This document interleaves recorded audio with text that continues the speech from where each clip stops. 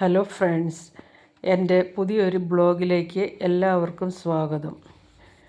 ഇന്ന് ഞാനിവിടെ പറയുന്നത് ഒരു 24K ക്യാരറ്റിൻ്റെ ഗോൾഡ് ഫേഷ്യലാണ് ഇന്ന് ചെയ്യുന്നത്. ഫേഷ്യലിൽ ബേസിക്കായിട്ട് ക്ലെൻസിങ്, എക്സ്ഫോളിയേറ്റിങ്, മസാജ്, അതുപോലെ തന്നെ മാസ്ക്, ഇത്രയും സ്റ്റെപ്പുകളാണ് ഉള്ളത്. ക്ലെൻസിങ്ങിലൂടെ മുഖത്തിലെ സുഷിരങ്ങളിലുണ്ടാകുന്ന അഴുക്കുകളെല്ലാം വെളിയിൽ കൊണ്ടുവരികയും എക്സ്ഫോളിയേഷൻ ചെയ്യുമ്പോഴത്തേനും മുഖത്തുണ്ടാകുന്ന ഡെഡ് സ്കിൻസ് എല്ലാം റിമൂവ് ചെയ്ത് പുതിയൊരു ചർമ്മത്തെ സൃഷ്ടിക്കാനായിട്ടും നമുക്ക് ഈ ഫേഷ്യലിൻ്റെ എക്സ്ഫോളിയേഷനിലൂടെ സാധിക്കുന്നുണ്ട്. മൂന്നാമത്തെ സ്റ്റെപ്പ് മസാജാണ്. അപ്പം ഓൾറെഡി നമ്മൾ ക്ലെൻസിങ്ങും അതുപോലെ തന്നെ എക്സ്ഫോളിയേഷനും, ഡെഡ് സ്കിൻസ് എക്സ്ഫോളിയേഷൻ എന്ന് പറഞ്ഞു കഴിഞ്ഞാൽ ഡെഡ് സ്കിൻസ് റിമൂവ് ചെയ്യുന്നതാണ്. അത് ചെയ്തതിന് ശേഷം നമ്മളൊരു നല്ലൊരു മസാജ് കൊടുക്കും. ഈ മസാജിൻ്റെ പ്രത്യേകത എന്നാണെന്ന് വെച്ച് കഴിഞ്ഞാൽ കസ്റ്റമറിന് നല്ല റിലാക്സേഷൻ ആയിരിക്കും.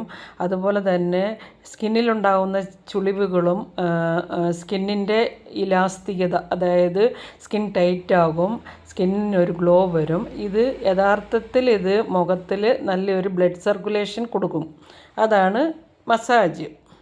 നാലാമത്തെ സ്റ്റേജ് ഫേസ് മാസ്ക് ആണ്. ഈ ഫേസ് മാസ്ക് എന്തിനിടുന്നതെന്ന് ചോദിച്ചു കഴിഞ്ഞാൽ, നമ്മൾ ഈ ഫേഷ്യലിൻ്റെ മസാജ് ചെയ്ത് കഴിയുമ്പം സ്കിന്ന് സോഫ്റ്റായി കഴിയുമ്പോൾ ഇത് ടൈറ്റൻ ചെയ്യാനായിട്ടും ഫേഷ്യൽ ചെയ്ത് കഴിഞ്ഞതിന് ശേഷം ഫേസ് നല്ല ഗ്ലോ ആകാനും, അതായത് ഓപ്പൺ സ്പോർട്സ് എല്ലാം ക്ലോസ് ആകാനും വേണ്ടിയാണ് ഇത് ഫേഷ്യൽ മാസ്ക് ഉപയോഗിക്കുന്നത്. ഇപ്പോൾ പ്രധാനമായിട്ട് എല്ലാവരും ചോദിക്കും, എനിക്ക് ഏത് ഫേഷ്യലാണ് നല്ലതെന്ന്. ഓരോരുത്തർക്കും ഓരോ സ്കിന്നാണുള്ളത്. ചിലർക്ക് നോർമൽ സ്കിന്നായിരിക്കും, ചിലർക്ക് പിമ്പിൾസ് നിറയെ ഉള്ള ഓയിലി സ്കിന്നായിരിക്കും. അപ്പം അത് എല്ലാം ചെക്ക് ചെയ്തതിന് ശേഷമാണ് ഓരോരുത്തർക്കും ഓരോ ഫേഷ്യൽ നിർദ്ദേശിക്കുക. നിങ്ങൾ ഫേഷ്യൽ കണ്ടിന്യൂസ് ആയിട്ട് ചെയ്ത് വന്നു കഴിഞ്ഞാൽ തീർച്ചയായും ഒരു 10 വയസ്സിൻ്റെ ചെറുപ്പം നിങ്ങൾക്ക് ഉണ്ടാക്കാനായിട്ട് സാധിക്കും. ഇത് എൻ്റെ പേഴ്സണൽ അഭിപ്രായമാണ്. നിങ്ങൾക്ക് ഇഷ്ടമുണ്ട് ഞാൻ പറഞ്ഞിട്ട് നിങ്ങൾ ചെയ്യേണ്ട ആവശ്യമില്ല. ചിലർക്ക് നാച്ചുറലാവേ ഫേസ് നല്ലതായിരിക്കും, സ്കിന്ന് നല്ലതായിരിക്കും. ഈ സ്കിന്ന് നല്ലതല്ലാത്തവരുടെ കാര്യമാണ് ഞാൻ ഈ പറയുന്നത്. വളരെ ദീർഘിപ്പിച്ച് പറയാനായിട്ട് ഒന്നും സാധിക്കത്തില്ലല്ലോ. അതൊരു വലിയൊരു നീണ്ട ഒരു ബ്ലോഗായി പോകും.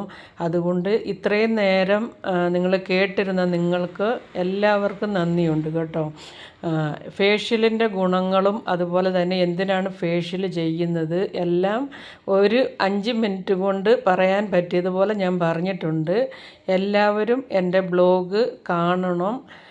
അതുപോലെ തന്നെ ഇത് എൻ്റെ ജോലിയുടെ ഭാഗമാണ്. അത്രയും നേരം എന്നെ സഹിച്ചിരുന്ന നിങ്ങൾക്ക് എല്ലാവർക്കും ഒരിക്കൽ കൂടി നന്ദി രേഖപ്പെടുത്തിക്കൊണ്ട് എൻ്റെ ബ്ലോഗ് ഇവിടെ ഞാൻ അവസാനിപ്പിക്കുന്നു. എല്ലാവർക്കും നന്ദി. ബൈ.